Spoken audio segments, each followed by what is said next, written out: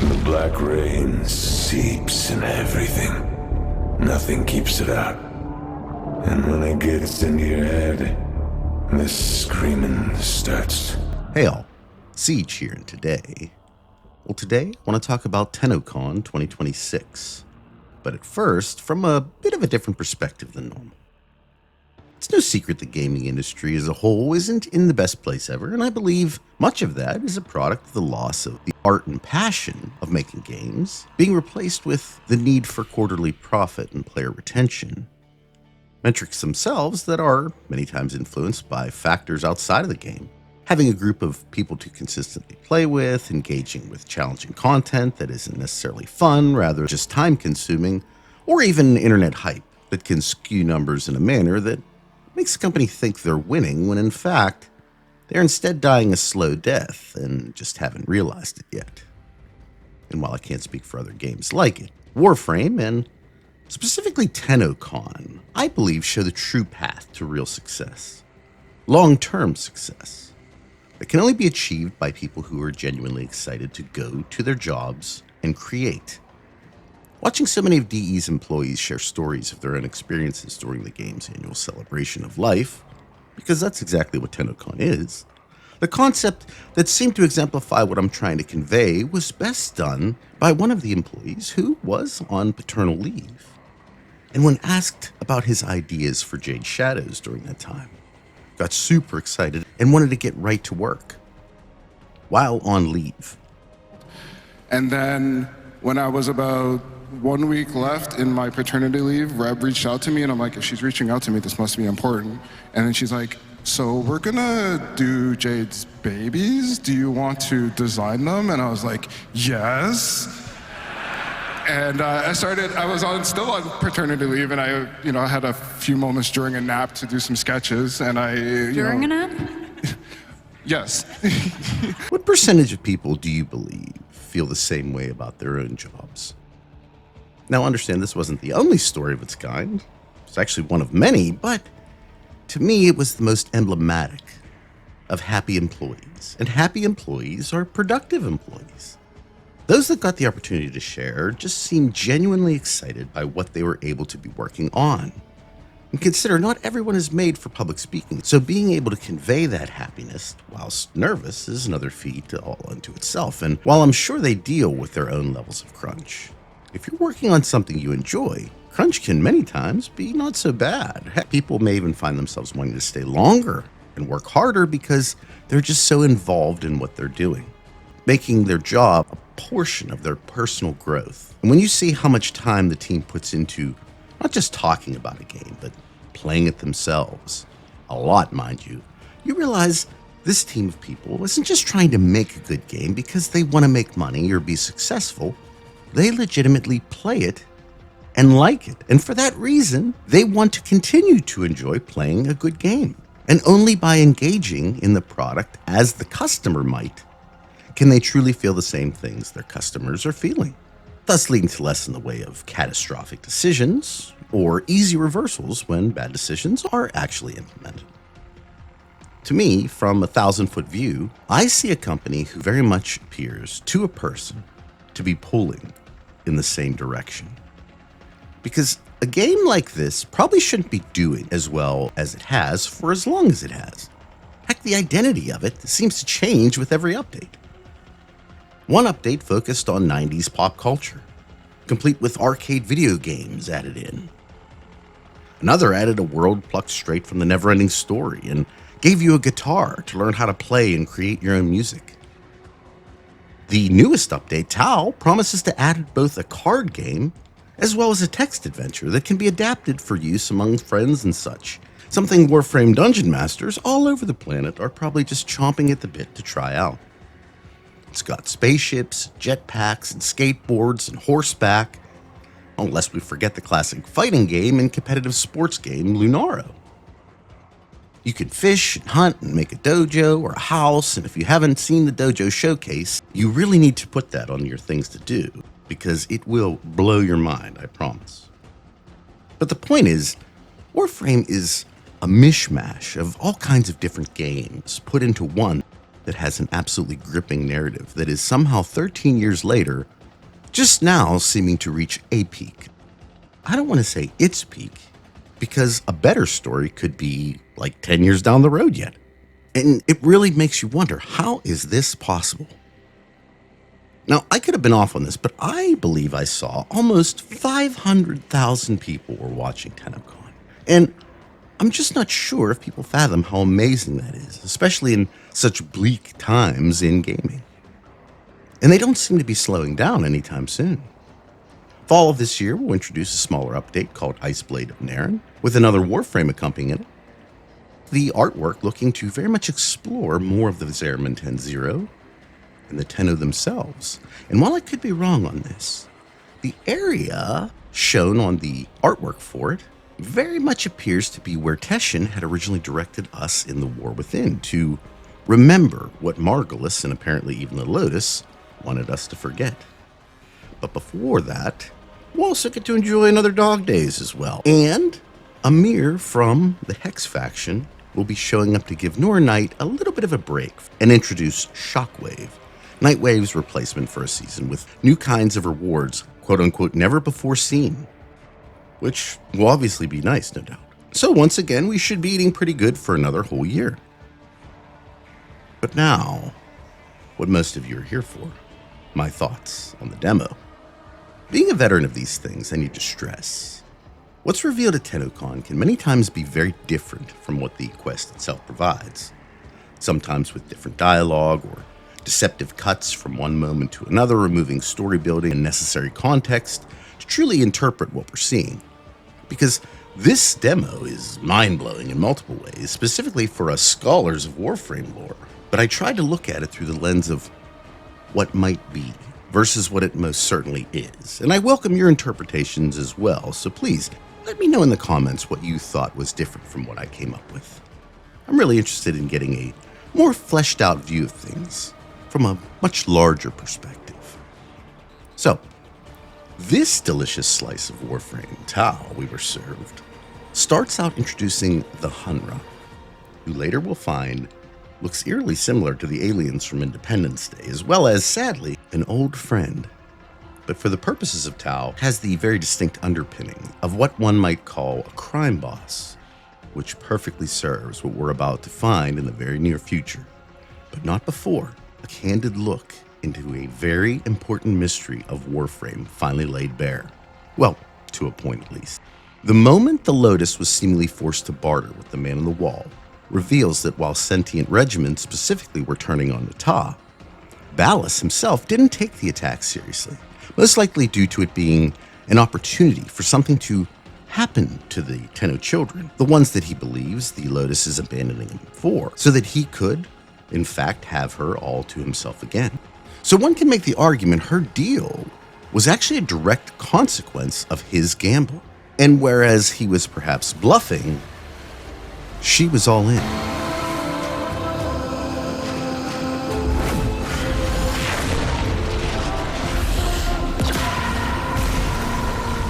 The void? No! This is insanity! I forbid it. I will burn, but my children will be safe. And it's here where the Void calls out,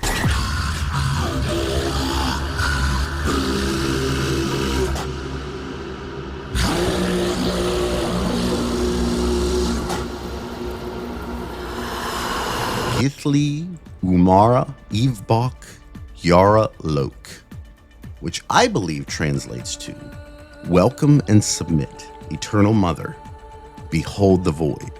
Although, I am basing that specifically on context clues from other aspects of the language, songs, and translations that have already been definitively transcribed. I think this scene reveals the Lotus didn't necessarily know the Void entity would visit and was prepared herself to burn from the Void, while the Tenno would have been transferred into an area the rest of the sentients wouldn't consider treading into, using whatever was left of her power and perhaps even life force or soul, if you will. But in that moment, she gets a peculiar audience, and is also given an offer she just can't refuse. You can die, or you can watch over them forever. That's what you want most, isn't it?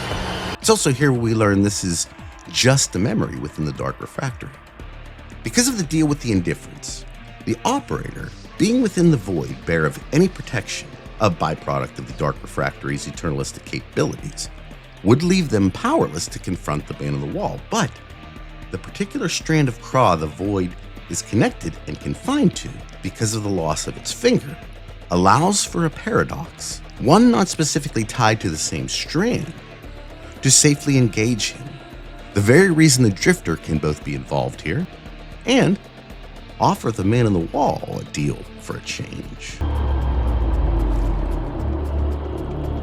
And why would I want to do that? Because what you want is in Tau.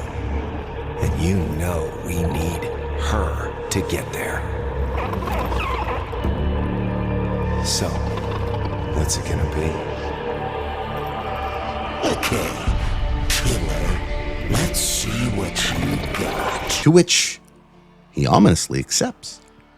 And what appears to be a kind of larval form of the Lotus reluctantly leaves the Void's arms, rescued once again by her champion, and brought to the surface of the refractory.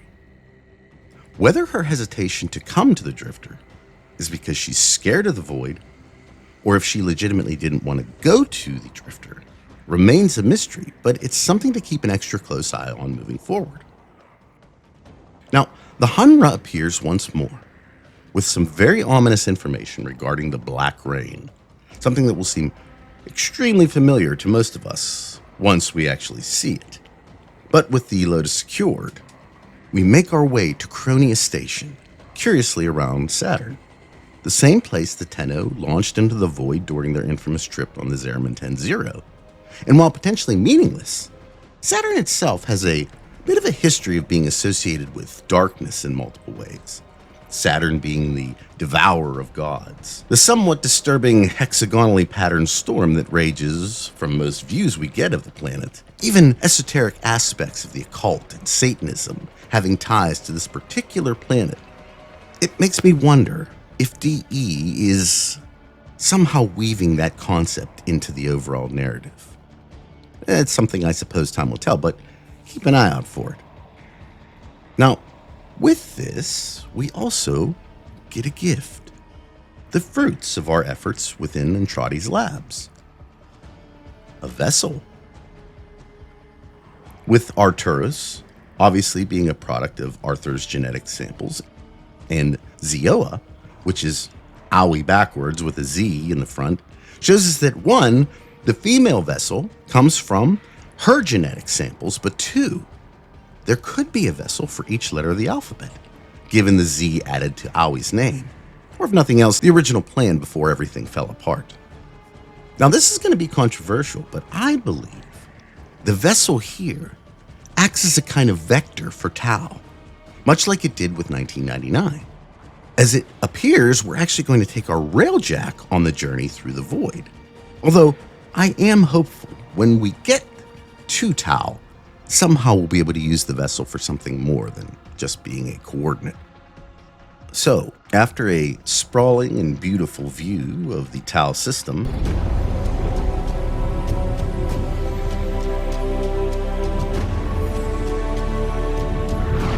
For generations you've slept. But you awoke. With a purpose.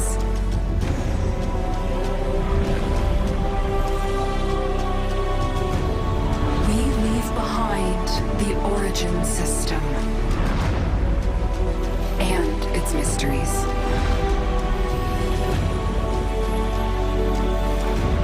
A new system calls to us. Tau. A lost memory. A painful reminder. War. Ruin. But together, we're finally going.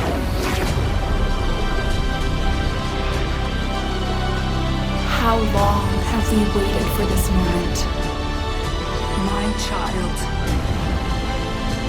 My champion. What has become of Tau? We are met with an extremely jarring scene. Albert Entrati is here in what appears to be present-day Tau, having made some fairly substantial modifications to his body, reassembling a sentient warframe called a chimera frame, one that, while still having no voice like others of its kind, does appear to have his wits about him. A thing Entrati even notes is him being the last, and he needs this Briscoe, a noir detective, to infiltrate the aforementioned Hunra, saying if he is still in power when all of us actually arrive, there's going to be war. Now, whether that's a good or bad thing is not necessarily specified, but the task itself requires venturing into the city of Fornax, that by all observable metrics has become a verifiable shithole, with sentience being either dead on the ground, sometimes prematurely birthed from the pods we see all around, or hooked on the bloom. I'm guessing some variant of the xenoflora from the old piece, but due to the events that quest presented, it's either in short supply, or this is some synthetic or altered version of it. And what's interesting here is we are witnessing what Adis had spoken about. With the blooms, Tau made us free. All know this. But what happens if you don't get them? Hunger. For orders. If none come, hive mind would return. And we're shown the carnage firsthand. This dichotomy of have and have-nots, producing an effect we see all too often amongst humanity.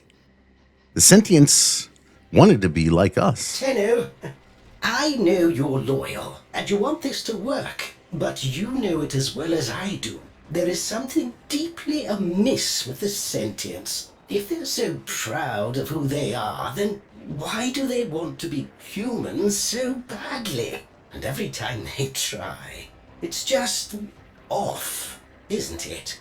And well, I suppose now they are. Briscoe is obviously no one's favorite here, but he makes mention of the idea this black rain is most likely the cause of so many in such disarray. And it's from the mouths of one of these crab people being inundated with the black substance that says something very, very interesting.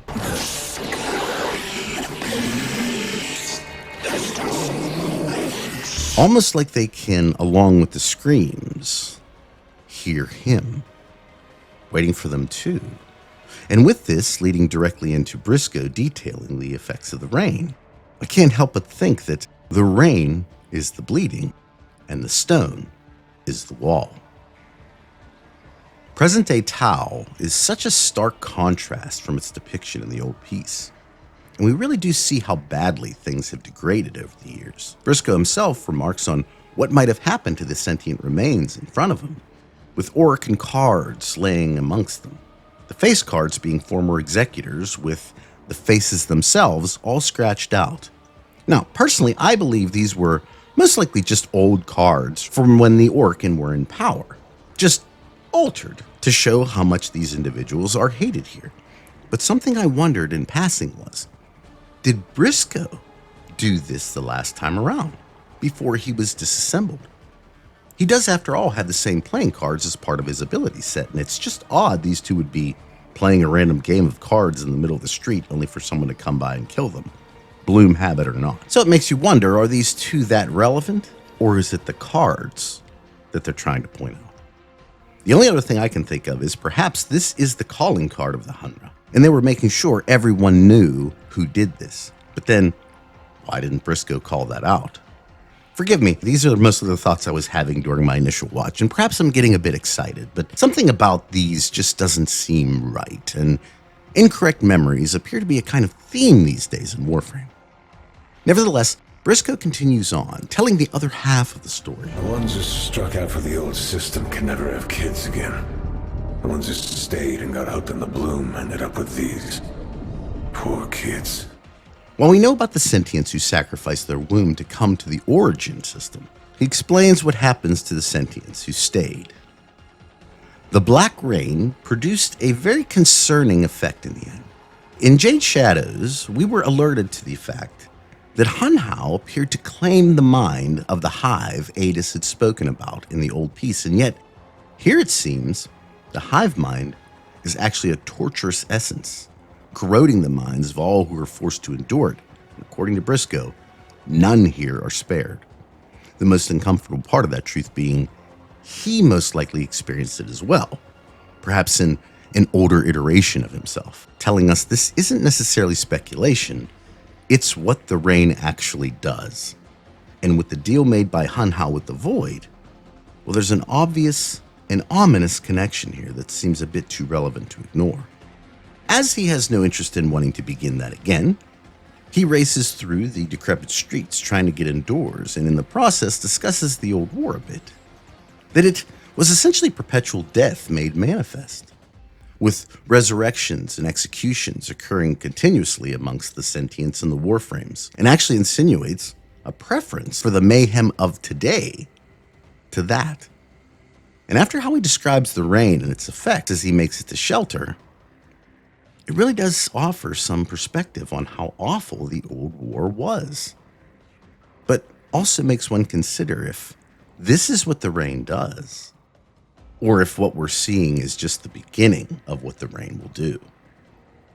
Now, still trying to ingratiate himself with the Hunra, Briscoe is met by two of his henchmen with an upgrade to a job that apparently was already set out for him. And I'm guessing this frame is obviously famous enough among the residents of Fornax, likely due to his unique set of skills, put to the Hunra's benefit by stopping the twin dock supervisors Jeldrin and Zoff from their little bloom smuggling side action. But upon reaching them, they tell us this isn't the first beating that Briscoe's taken from them, and at the same time stress the idea that the Hunra does not like Warframes, something he will very much reinforce later.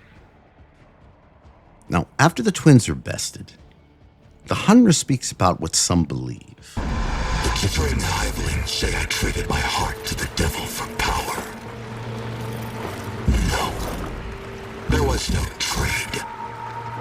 I tore it out and burned it. That is what I do to liars. Now, this could be looked at a couple different ways. The first and most obvious, given the tone of things, is the devil is the indifference.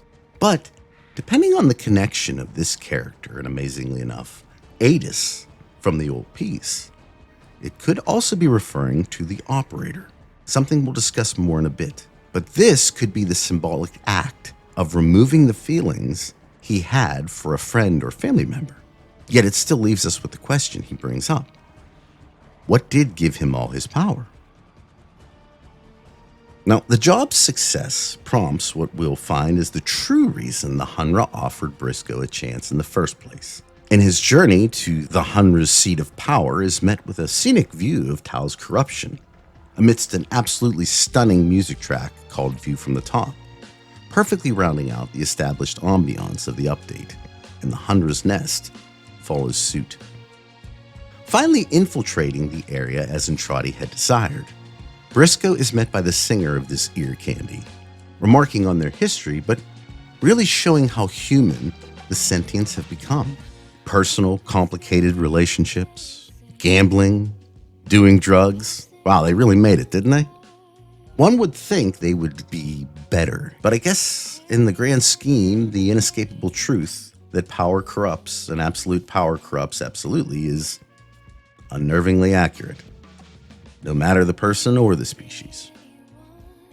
Now, just before reaching the boss, we are given probably the most shocking aspect of the demo. Is that how you remember it? Let me feel sunlight. Adis, I'm sorry, but you're dying.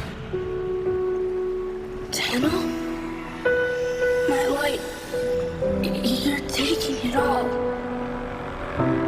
Your light will go with me now.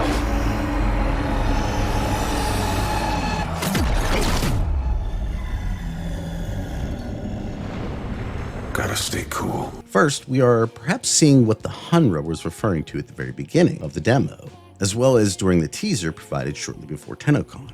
That what was seen in the refractory during the old piece with the operator and Adis may not be entirely truthful, and that once again our operator may have been influenced to do a horrible thing, with the Hunra being either a relation of Adis, who saw what happened, perhaps even through his own infinite eyes, or this is Adis in some form or another. That being said, the obvious void influence during that small snippet could very well be its influence within the Hunra's memories as well. So what really happened is still very much a mystery. But I have to stress that, to me, the conflict of the Tau demo is brought into perspective right here. The Warframe. In less civilized times, we tortured your kind and placed wagers on how long you could endure. Tonight, though, you are my guest. Join me, please.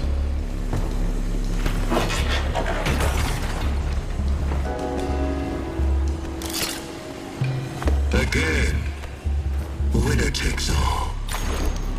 Let's raise the stakes. How about secrets? The truth about what is coming back to Tau. About the bloom. And about who created you. And why. That the Hunra has information Entrati once monitored, but because of his very obvious mistrust and even hatred of Warframes, this meeting only exists because apparently the Warframe is something the Hunra desires as well, culminating in the true purpose of Briscoe's seat at the table. A deal. We are unfortunately left on a cliffhanger as to which truth was revealed. Which brings us to the final aspect of the demo, presenting yet again an oddly amalgamated Entrati, looking vastly different than his appearance in the Hex. Removing, assumedly, the Void's actual finger, the one severed in the initial closure of the untimed door, the fulcrum for all current knowledge of the Void, and the one thing the Void needs to gain unfettered access to the entirety of the ocean of time's possibilities. And he's fashioning it to fit the arm of a vessel-like structure, only remarking, soon at the tail end. While countless concepts and ideas have been running through my head on this one, I want to discuss the ones that to me seem most prevalent. After all, as mentioned, who knows how much of this we'll actually see in the true quest? And even if we do, will the context around it change what's been shown here? Even if it's 95% the same, the 5% that's different could drastically impact the real events of the quest itself. So with that premise established, let's talk. The black rain is highly likely related to the sludge we've seen in so many instances. First, Fornax and Perita aren't even on the same planet, so the fact that the substance exists on both begs the question if outside influence isn't the reason. As mentioned, the idea that this liquid appears to corrupt the mind of those who are exposed to it, as is at least explained, makes it very possible the Orokin are actually the ones responsible for it being prevalent, or at least showing up on multiple planets. But that doesn't necessarily mean they're responsible for its corruption. And it does seem to exist in the past, just not as such a threat, or at least it isn't referred to in the same manner.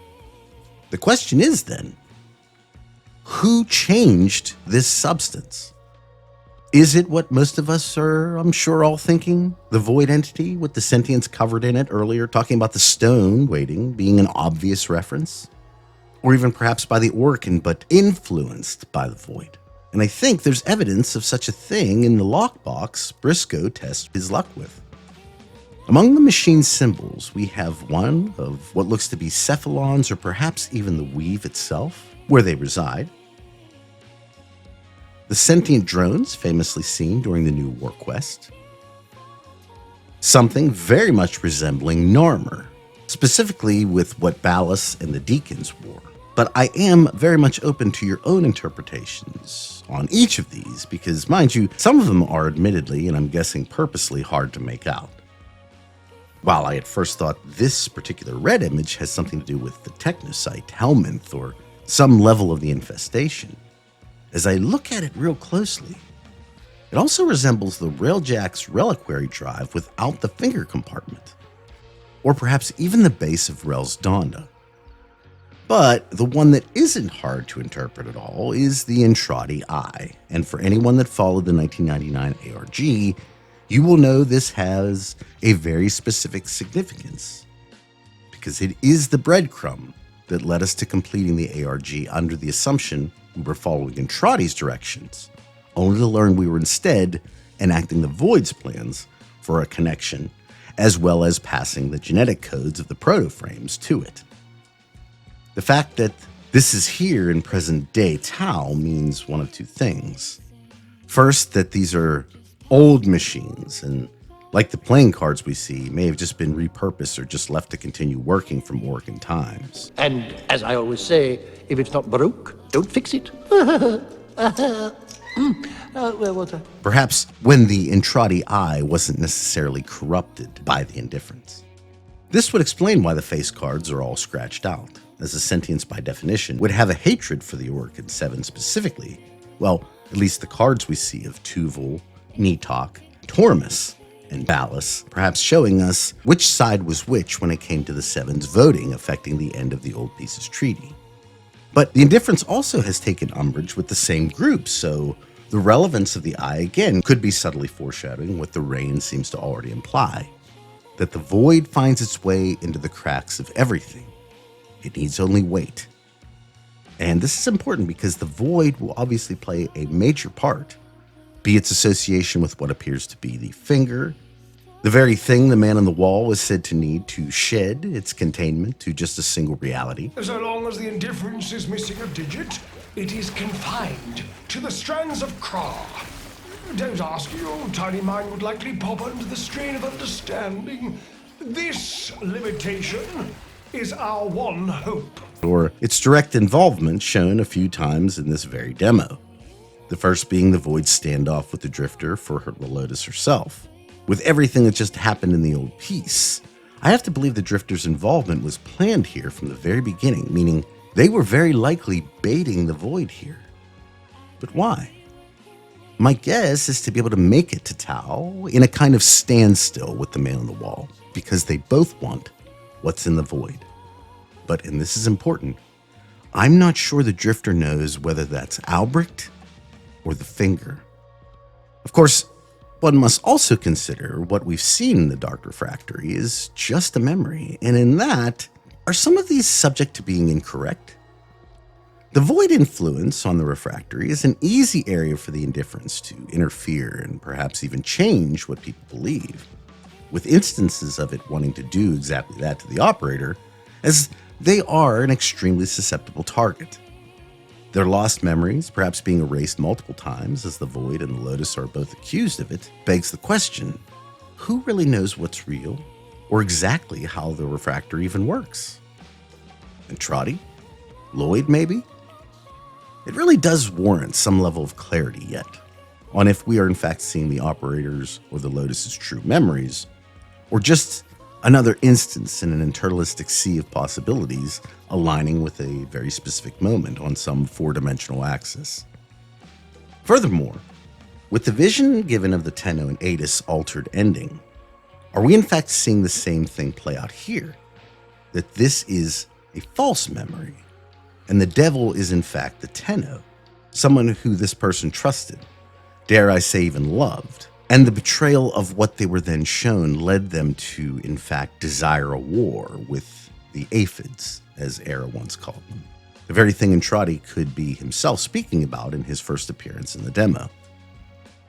Now, while I so desperately want to believe this isn't Adis, it's definitely not out of the question for a sentient to be resurrected, as the Lotus was seemingly brought back from a very similar state. And Hunra himself notes that in these scenarios, death leaves a mark. So with that in mind, I'd imagine the Hunra could have its memories messed with if the Resurrector is the void. The Lotus herself remarks that, even prior to the possibility that we instead stole Adis Light and left him for dead to be resurrected by the man on the wall, the sentients don't like the Tenno, the Warframes, or the Lotus. And I think the beginning of the demo reinforces the why, or at least the severity of how much. And given how bad things are here, well, don't expect a warm welcome when we finally make it to Tau. And then, of course, we have the Amalgam in the room. Albrecht, wearing in fact the same design clothing we've seen from 2 different images now, even with shades of his older blue skin still present. Now, you know me, I'm the conspiracy guy, but does this ending seem ominous to anyone else? Why does he still have this finger? And further, why does it seem to be so nonchalantly housed? I can't yet determine why Entrati is fashioning this finger to fit on the arm of a vessel, but if the Tennocon splash image is anything to go off of, it is most likely going to fall into the wrong hands at some point. No pun intended. But will it be because of Entrati or his other? If this is the actual Albrecht Entrati, and I think the case can be made it's actually not, perhaps even being some kind of vessel allowing him to move consciousness to different variations of himself, or perhaps even having established a veritable council of Albrechts, time-dilated variants, all brought into the same reality, none of which seeming that far out of the question these days, but it makes one wonder why he would even consider allowing that finger to attach to anything void-powered in any way, given the stated implications of such a thing being so catastrophic. And further, the fact that he's saying soon means that he has every intention of connecting it to something. It's been speculated that the reason Rusalka seems so much more possessed than others touched by the void is that she was set up as a kind of physical manifestation that could herself be beaten or even killed, containing the man on the wall to a particular entity. And I have to wonder if this isn't just another method of that very thing, luring the void into a pre-made body with the promise of the finger staring it right in the face, only for Albert to have put some level of constraint within its very structure, be it scientific, esoteric, or a potent mixture of both, trapping or even somehow eliminating the void entity's threat for good. Will it be successful? Well, that's another matter of speaking. I'm sure we'll have a much better picture of after the events of Warframe Tau have been completed.